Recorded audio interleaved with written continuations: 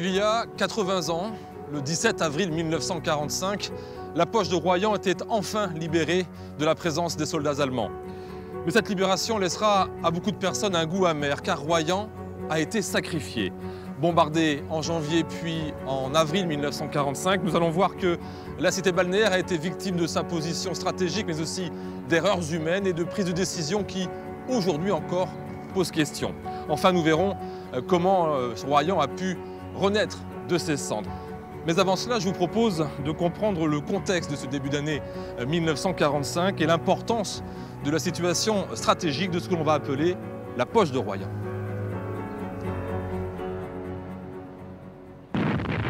Dieppe, 19 août 1942, un millier de soldats anglo-canadiens tentent une intrusion en France. Les Allemands les repoussent, c'est un échec. Les Alliés en tirent plusieurs leçons. Elles serviront 2 ans plus tard pour le débarquement du 6 juin 1944. Les Allemands, de leur côté, en déduisent que tôt ou tard, les Alliés reviendront et renouvelleront l'essai. Depuis 1941, la Wehrmacht doit faire face à une solide résistance de l'armée rouge à l'Est. Pour éviter l'effet de tenaille, il lui faut se protéger à l'ouest. En 1942, Hitler ordonne de construire des protections autour des ports et bases sous-marines des pays occupés le long de la côte occidentale de l'Europe. Ces fortifications vont s'étendre de la frontière hispano-française au nord de la Norvège, soit sur plus de 4000 km. Des millions de mètres cubes de béton, des milliers d'hommes réquisitionnés dans le cadre du service du travail obligatoire, le STO, vont participer à la construction du mur de l'Atlantique. Le maréchal Rommel, nommé en 1943 à la tête du projet, constate des défaillances et des manques de moyens, mais il n'obtient rien. Le 6 juin 1944, les Alliés débarquent en Normandie sur 5 plages. Ils évitent soigneusement de s'attaquer au port. L'expérience de Dieppe aura été bénéfique.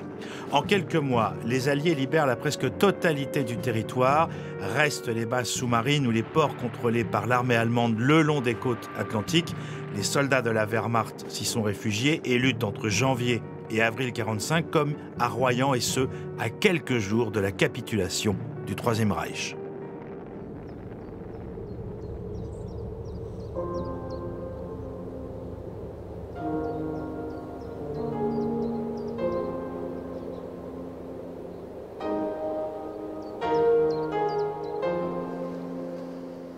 Stéphane Simonet, vous êtes historien, spécialiste des poches de l'Atlantique.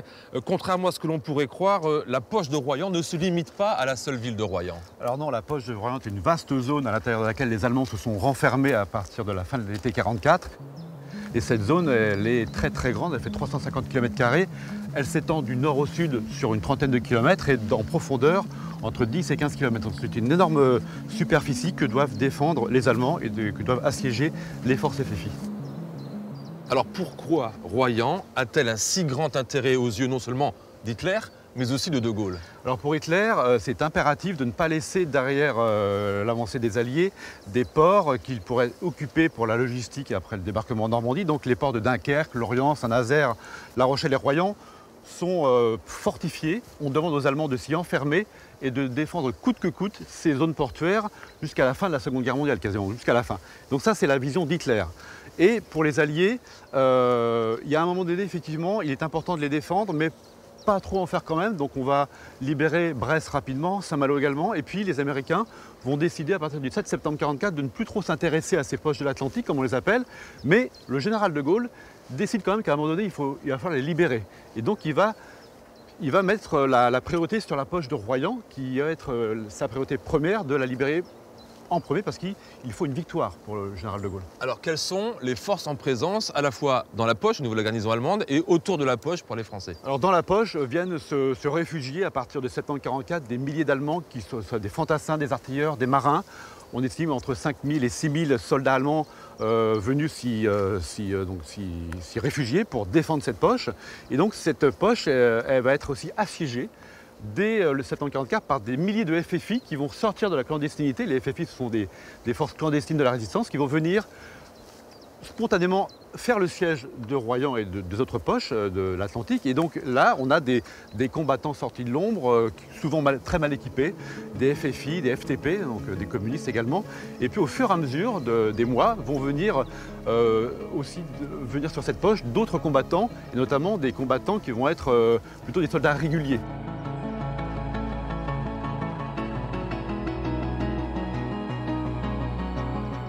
Nous sommes à la pointe de Suzac, au sud de Royan, une zone préservée entre Saint-Georges-d'Idonne et Méché. On peut voir ici encore les stigmates des bombardements sur Royan. Celui du 5 janvier 1945 sera particulièrement meurtrier. On dénombre plus de 440 morts et 600 blessés sur les 2000 civils qui vivent encore à Royan. Alors, 80 ans après, si les témoignages de survivants sont bien sûr plus rares, ils sont toujours aussi forts. Regardez. 5 janvier 1945, peu avant 4 heures du matin, un bruit persistant réveille Monique Bertin, alors âgée de 14 ans. Sans doute l'avion postal. Ah et tiens, c'est quand même bizarre, ils viennent pas d'habitude ce jour-là. Enfin, c'est tout ce qu'on a pensé. Et puis je regarde par la fenêtre, il y avait des fusées éclairantes. Il faisait comme en plein jour. La jeune fille met sa mère à l'abri. C'est un bombardement. Et à l'école, on nous avait dit, si vous n'avez pas de cave, il faut se mettre sous un escalier. Et c'est ce qui nous a sauvés. Mon père n'a pas voulu descendre, il a dit, moi j'ai froid, je reste dans mon lit. Alors résultat, il est resté dans son lit, il a été tué. Entre 4h et 4h15, la Royal Air Force déverse une pluie de bombes sur le centre-ville et les 2200 Royanais encore présents. Le silence revenu, Jacqueline Touru et sa mère sont évacuées. Un voisin a appelé depuis la rue « Madame Toru, ouvrez, ouvrez ». Ce que maman, qui était blessée, a quand même fait. Et là, on nous a descendus par une échelle et emmenés dans une cave de l'autre côté de la rue où il y avait déjà des personnes. La maison était écroulée, mais la cave avait tenu. À 5h30, les bombardiers reviennent et font d'autres victimes. Il aurait fallu que l'on passe par les jardins pour aller chercher ma grand-mère. Mais les jardins étaient bien sûr encombrés de maisons écroulées. Et il n'y a pas eu le temps entre la première vague et la deuxième vague. Au matin, le centre-ville est détruit à 90%. Sous les gravats, la recherche de survivants commence. Ma mère criait au secours. Je dis, personne ne nous entendra. Je raconte au secours. Et n'empêche que si. Parce qu'à un moment donné, on a entendu, on arrive. À 16h, elle retrouve enfin l'air libre, blessée et grelottante. On nous avait mis par terre. On ne se rend pas compte, on n'a plus sa tête, ni les uns ni les autres. Hein. Et alors, on était réchauffés parce que la pharmacie brûlait. Et puis, alors, il y avait beaucoup de bombes. Elles n'étaient pas explosées encore. Il y avait plein de bombes par terre, partout. Pendant 3 jours, les Allemands, qui comptent seulement 35 morts dans leur rang, restent dans les bunkers par crainte d'une opération terrestre. Les habitants organisent seuls hébergement et premiers secours. Le 9 janvier, Monique est évacuée vers l'hôpital de Saintes. Elle évite l'amputation de son bras mais ne reverra jamais sa mère, morte des suites du bombardement.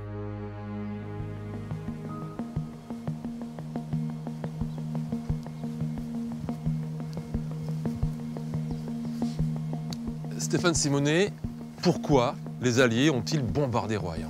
Alors les Alliés ont bombardé Royan parce que les Français leur ont demandé dès l'automne 1944 d'avoir des bombardements stratégiques pour un petit peu desserrer l'étau de la poche de Royan. Donc les Français demandent des bombardements.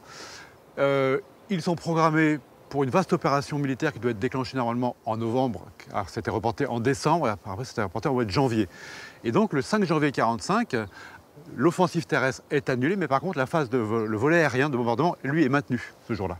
Alors justement, pourquoi, après avoir été bombardé, pourquoi il n'y a pas d'offensive terrestre de la part des Alliés pour libérer la poche de Royan? Alors pour l'instant, les Alliés sont en train de batailler dans les Ardennes depuis décembre 1944, donc leur stratégie est ailleurs, leur priorité est ailleurs, donc on bombarde uniquement Royan, mais derrière il n'y a rien parce que ce n'est pas prévu dans la stratégie militaire des Américains notamment et des Alliés en général. Et donc il n'y a pas d'offensive terrestre. Effectivement, dans une phase normale, on bombarde et après on attaque. Là, ce n'est pas le cas. Au moment où Royan est bombardé, il y a 2000 civils, plus de 2000 civils qui vivent encore dans Royan. Pourquoi personne n'a dit, attention, stop, il y a des civils, on ne bombarde pas cette ville? Il y a une espèce d'incompréhension de quiproquo entre l'état-major français de l'Arminac à Cognac, la base aérienne des Américains qui est à Vittel. Donc on ne rentre pas dans les détails, mais en tout cas, les Américains et les Britanniques qui bombardent étaient persuadés que la population aurait été évacuée. Ce qui n'a pas été le cas effectivement au mois de décembre, au mois de janvier 1945. Il y a eu un problème de communication et même un problème simplement de langue, de traduction. Oui, il y a des messages qui n'ont pas été décodés dans les temps. Effectivement, il y a des incompréhensions avec les deux états-majors. Donc cette espèce de quiproquo de lenteur administrative a fait que lorsque la Royal Air Force bombarde, les Royannais sont encore chez eux, sont encore dans leur ville, quoi. Et c'était quoi la vie dans la poche de Royan? Alors la vie, c'est une survie quasiment depuis la fin de l'été 44. Une partie de la population a quand même été évacuée. On pense que 8000 habitants de la Poche et de Royan ont été évacués à partir d'octobre 44 jusqu'en janvier 45. Mais ceux qui ont décidé de rester dans la Poche restent dans la Poche parce qu'ils ne veulent pas partir. Ils ne veulent pas quitter leur maison, ils ont peur des pillages. Ils ne veulent pas aller sur les routes de l'Exode de peur de mitraillage. Mais pour aller où? Il n'y a pas d'information. Donc on préfère rester dans la Poche avec les Allemands dans cette espèce de cohabitation forcée parce que c'est un endroit qui est un peu sécurisé. Royan est une ville dont les alentours ont été fortifiés par les Allemands. 80 ans après, il reste de nombreux vestiges de cette ligne de défense, pas seulement sur le littoral, mais aussi à l'intérieur des terres. Des bunkers qui fascinent Théo Aubry, archéologue au département de la Charente-Maritime.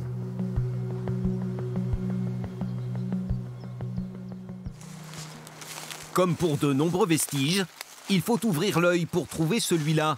Ce bunker se tapisse ici, au fond d'un bois privé, à l'est de Royan. Donc là, nous nous situons à l'intérieur d'un des 15 ouvrages de la ligne de défense de Belmont. Donc on est sur un bunker qui est en arrière de la ligne de front et qui sert à l'abri en fait, d'une quinzaine de soldats.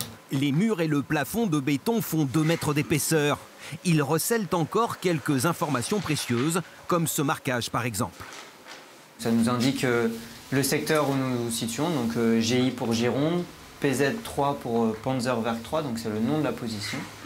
Agent 3, c'est l'indicatif et le numéro du bunker au sein de cette position. Et 1943, c'est la date de livraison de l'ouvrage. À l'intérieur, les carreaux de ciment disposés au sol sont toujours en place, tout comme ces bouches d'aération. Sur le mur, cette consigne pour l'utilisation des filtres à oxygène est restée parfaitement lisible, plus de 80 ans après avoir été apposée. Il est même établi que l'ouvrage disposait du téléphone. Les seuls indices qui vont nous permettre de dire que cet ouvrage était équipé de téléphone, en fait, ça va être les traits de crayon qui vont indiquer l'emplacement des boîtiers et les différentes lignes et câbles téléphoniques. Au total, près de 350 bunkers ont été recensés dans le pays royannais. Certains d'entre eux font l'objet de mesures conservatoires. C'est-à-dire qu'on va les étudier et les reboucher par la suite pour permettre à la fois de les conserver, pour éviter des dégradations, et pour permettre aussi par la suite, probablement, ou peut-être de pouvoir les rouvrir pour accueillir du public. En attendant, le département de Charente-Maritime s'est constitué une importante base de données. Elle regroupe plusieurs milliers de photos et d'archives diverses destinées à sauvegarder ce patrimoine historique.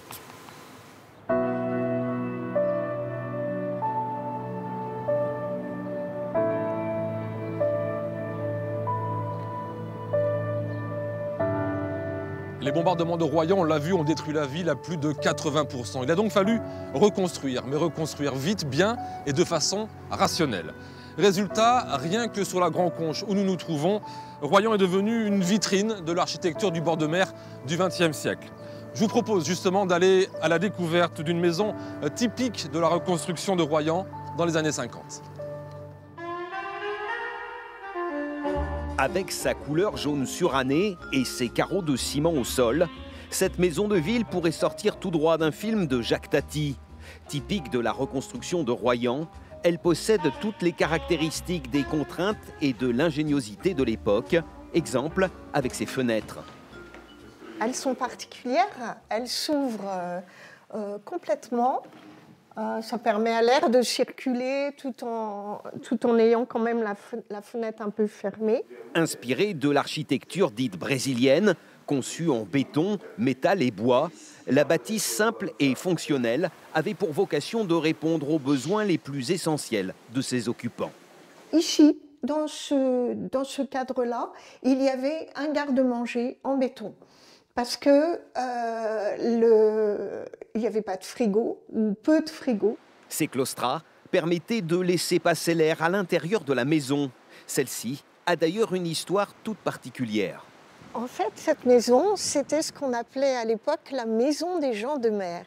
Et elle a été construite en 1958 et elle est devenue très vite le bureau des affaires maritimes. Les plans de l'époque l'attestent. Ils soulignent aussi les caractéristiques techniques du bâtiment avec ses murs porteurs en H et les formes cubiques de ces pièces particulièrement appréciées par ses propriétaires. C'est agréable à vivre. Alors effectivement, les pièces, elles sont petites, mais en même temps, ça permet aussi de se créer des univers différenciés. Des univers qui ont pu être préservés lors de la rénovation de la maison grâce au travail réalisé avec l'agence rochelaise FMO. Le résultat prouve selon ses propriétaires que ce type de construction était particulièrement bien pensé. Le défi était de montrer que justement, ce type d'architecture, on peut encore y habiter confortablement et réaliser des travaux qui respectent ce patrimoine-là. Un patrimoine qui promet de raconter encore longtemps la reconstruction de la ville de Royan.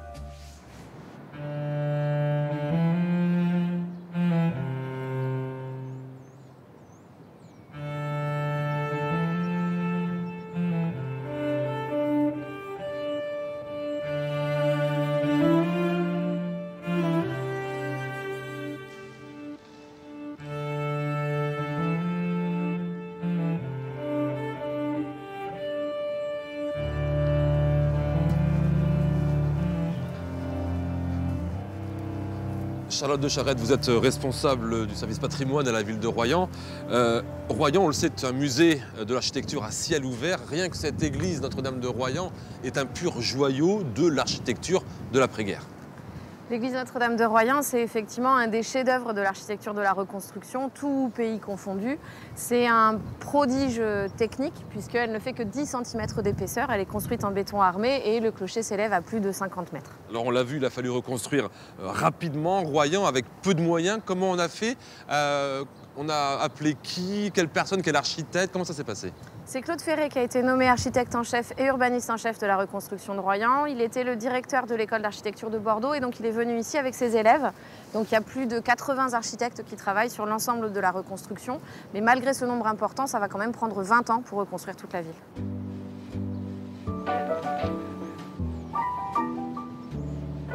« 20 ans avec des difficultés particulières ?» La difficulté, c'est qu'il faut construire vite, avec peu d'argent, on n'a pas beaucoup de matériaux et donc on va faire le choix d'utiliser le béton armé parce qu'on peut le fabriquer facilement, localement, mais on va utiliser en partie du sable qui vient de l'estuaire, donc qui est salé, et ce qui crée des désordres sur le béton, en particulier sur l'église Notre-Dame. De ce fait, il a fallu rénover plusieurs fois cette façade. Alors, on a dû restaurer à la fois l'église, mais aussi le palais des congrès, le marché central. Effectivement, tous les bâtiments ont le même âge et nécessitent en fait un entretien régulier et actuel. Cette église est un vrai joyau. Est-ce qu'il y a d'autres joyaux architecturaux de cette époque d'après-guerre à Royan? Alors, il y a toute une collection de villas des années 50 qui sont toutes plus étonnantes les unes que les autres, mais en termes de monuments, on a évidemment l'église, le palais des congrès, mais aussi le marché central, qui lui aussi est une prouesse technique incroyable.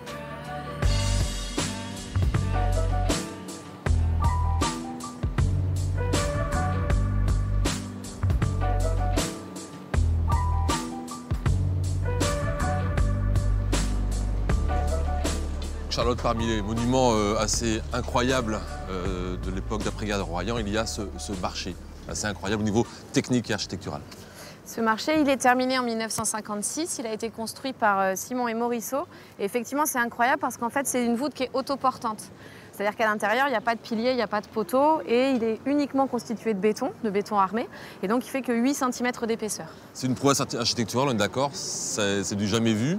À l'époque, oui, vraiment, c'est très innovant. C'est la première fois qu'on imagine une forme libre comme ça, c'est-à-dire pas issue de la géométrie analytique. Et donc, on imagine ce parachute ou ce coquillage. On trouve les deux comparaisons. Donc, cette forme libre qui ondule comme ça et qui va couvrir une surface qui fait 50 mètres de diamètre. Alors, quand on se promène dans les rues de Royan, quand on flâne dans les rues de Royan, On a souvent l'impression d'être au Brésil. Il y a une vraie imprégnation culturelle, architecturale en tout cas du Brésil. Oui, les jeunes architectes qui travaillent ici vont être très inspirés par l'architecture brésilienne. Ils vont en avoir connaissance par le biais des revues qui vont diffuser en fait ces images-là, notamment l'architecture d'Oscar Niemeyer. Et ça va très bien marcher avec Royan parce que c'est ensoleillé, c'est coloré, avec des formes courbes. Ça correspond aussi à un pays où on vit au soleil finalement, comme au bord de mer. Et donc il y a beaucoup de constructions à Royan qui vont être marquées par le Brésil. Le Palais des Congrès, le marché dans une moindre mesure, beaucoup de maisons aussi qui vont recevoir cette influence brésilienne. Avec les structures comme le béton qui permettent ça aussi. Hein. Oui, le béton armé va permettre effectivement d'avoir ces courbes, ces formes très innovantes, très modernes finalement, et puis d'avoir cette modernité, c'est-à-dire avec les toits terrasses, avec les pilotis, donc tous ces éléments qu'on trouve dans l'architecture brésilienne. Finalement, est-ce que les Royanais aiment l'architecture de leur ville, aiment ce patrimoine architectural? Je dis ça parce qu'il y a quelques années de ça, quelques décennies, on disait bah, Royan, voilà, c'est moche, il y a du béton, tout ça. Et finalement, on a l'impression quand même qu'il y a un côté... Je pense que ça change, c'est-à-dire que de plus en plus, les Royanais apprécient leur ville. Ils portent peut-être un autre regard aussi, mais parce que le temps a passé. Et donc aujourd'hui, ils se retournent davantage effectivement sur ce marché avec ses nouvelles couleurs, sur le front de mer qui est en cours de restauration, sur le Palais des Congrès qui a été rénové. Donc on retrouve en fait les couleurs de Royan et de plus en plus d'habitants s'approprient aussi cette architecture. Donc c'est une réussite finalement. C'est une réussite, absolument.